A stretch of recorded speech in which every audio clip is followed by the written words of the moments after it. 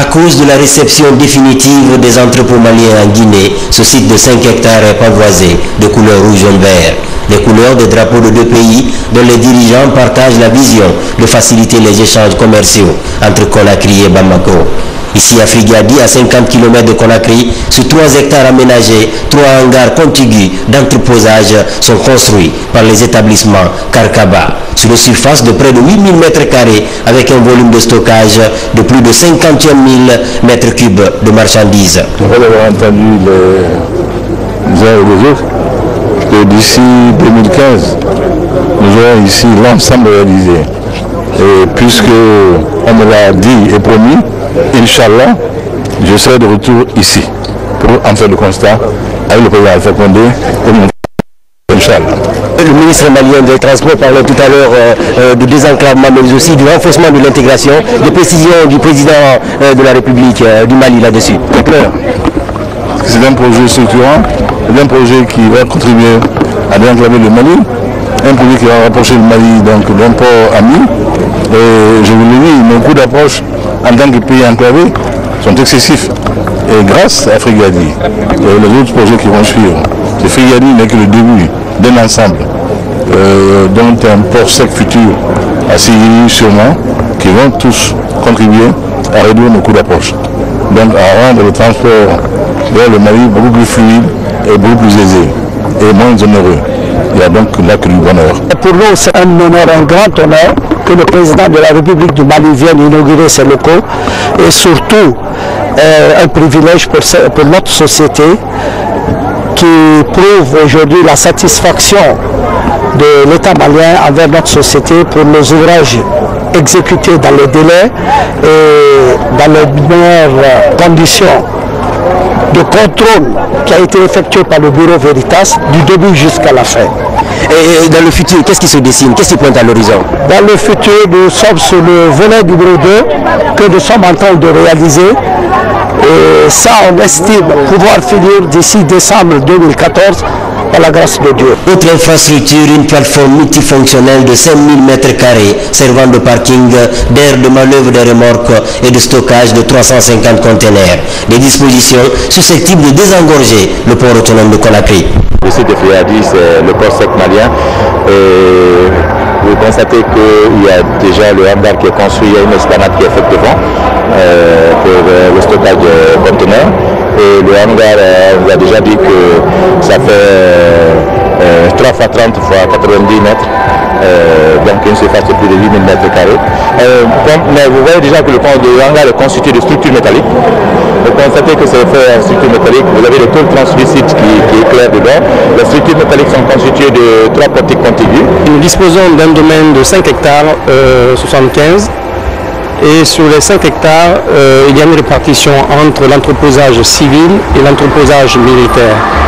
Entreposage civil, c'est tout ce qui est marchandises, transit, import.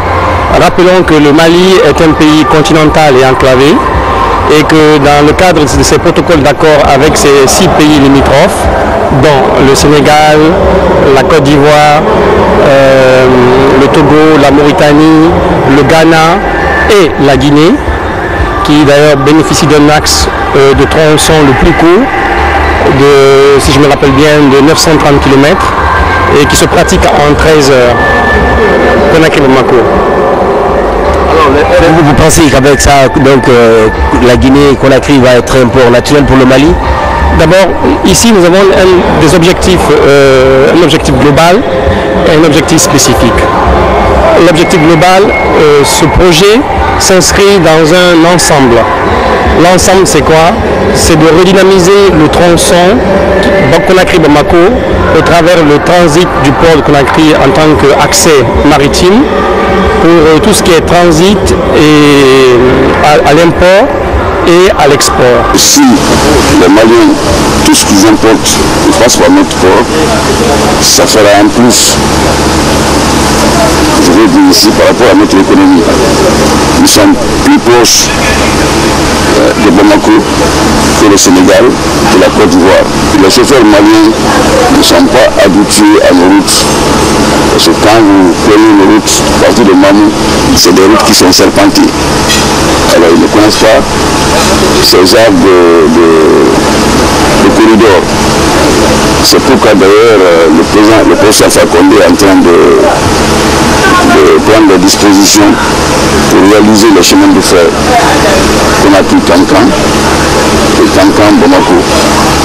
Donc si cela est réalisé, il n'y a pas de raison que tout ce que les Maliens ont besoin en termes d'importation ne passe pas par notre port. Nous encourageons beaucoup les Maliens aujourd'hui parce que l'État a accepté d'annuler la TVA de taux 18% à un taux 0 pour encourager les Maliens. Parce qu'on considère ici que notre port est cher, mais par contre notre port n'est pas aussi cher que le port d'Abidjan ou le port de Dakar. Donc aujourd'hui, nous sommes en train de faire beaucoup d'efforts pour que les opérateurs maliens puissent avoir confiance et le courage de passer leurs marchandises à partir de notre port. Sur ce site, des bureaux sont construits pour l'administration des entrepôts et les services de police, de douane et de transit, sans oublier d'autres dispositions pour faire du terminal de Conakry une porte d'entrée et de sortie des marchandises maliennes. En plus du port sec de Kabele, ces infrastructures de stockage vont faciliter la fluidité au niveau du port autonome de Conakry et faire du terminal de Conakry un terminal de transit pour le Mali, un pays voisin, sa littoral. On est très heureux de ces installations, de ces équipements très modernes et nous remercions au passage d'abord les autorités guinéennes et aussi l'entreprise qui a pu bien réaliser ces travaux et dans le délai et avec toutes les conformités du point de vue cahier des charges. Donc nous ne pouvons que nous réjouir aujourd'hui de ce résultat-là. Et nous sommes très contents et très confiants en l'avenir avec nos frères guinéens pour booster les activités sur ce corridor-là. Le gouvernement guinéen, à travers le ministère des Transports, prendra toutes les dispositions pour confirmer ce que le ministre a dit dans son discours, que le port autonome de Conakry est le port du Mali.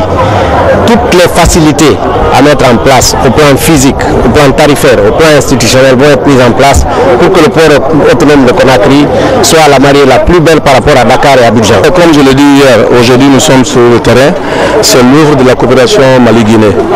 Comme j'ai dit hier, depuis l'Antiquité, ces deux pays sont dans la fraternité, dans l'amitié, dans la coopération. Donc à l'arrivée de son Excellence, M. le Président Ibrahim Boubacar Keïta de la Côte du Mali, chez son frère M. Alpha Condé, le Président de la République de Guinée, il a jugé nécessaire de venir vérifier les faits, voir toujours du doigt des préoccupations et voir les entrepôts, ils sont à quel niveau. Vraiment, c'était une satisfaction. Vous évoluez également dans le transit en Guinée. Aujourd'hui, ce transport, vous savez, ça passe aussi par le transit aussi. Et qu'est-ce que vous avez à donner comme explication par rapport à cela? C'est un plus par rapport aux formalités de transit des marchandises sur le plan international vers le Mali ou d'autres pays. Et d'ailleurs, la Guinée, quand bien que ça venait 100 km, mais ça sert de raccourci vers le Burkina et d'autres pays. Donc ça nous permet de stocker les marchandises des Maliens, mais aussi faire l'interconnexion entre Friyadi, Conakry, acheminé vers le Mali. Le plus important après ces œuvres, c'est de chercher à faire très rapidement l'interconnexion. Pour ne pas que le train il quitte ici, il va vide à Conakry pour prendre des conteneurs de Maliens au retour, venir les stocker ici. Donc nous souhaiterons que le gouvernement voie aussi dans ce sens, pour que ces œuvres aussi voient très rapidement le jour. À proximité du flanc de la chaîne de montagne du Kakoulima, le projet de construction des entrepôts militaires maliens avance. Il est déjà exécuté à près de 39%. Le coût global de toutes ces infrastructures s'élève à plus de 4 milliards de francs CFA, financés par le gouvernement malien.